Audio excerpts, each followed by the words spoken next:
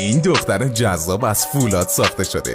این بزرگوار یه دختر ایرانیه و اسمش سید زهرا هاشمیه. اون یه تیک تاکر معروفه و چند وقتی که با یه پسر سیاه پوست توی رابطه است. زهرا و دوست پسرش به شوخیای خرکی که با هم میکنن معروفن. اونا دعواهای عجیب و شدیدم داشتن، ولی تا حالا اتفاقی نیفتاده بود. چند روز پیش زهرا و دوست پسرش توی ماشین بحثشون خیلی شدید میشه و دوست پسرش یهو یه اسلحه برمیداره و یه گلوله توی سر زهرا خالی میکنه. بعدش زهرا رو از ماشین پرت میکنه بیرون و فرار میکنه. کسایی که اونجا بودن سریعا زهرا رو میبرن بیمارستان و شاید باورتون نشه زهرا زنده است و از نظر روانی و جسمی کاملا سلامته و فقط سرش ترک برداشته که اونم به زودی خوب میشه.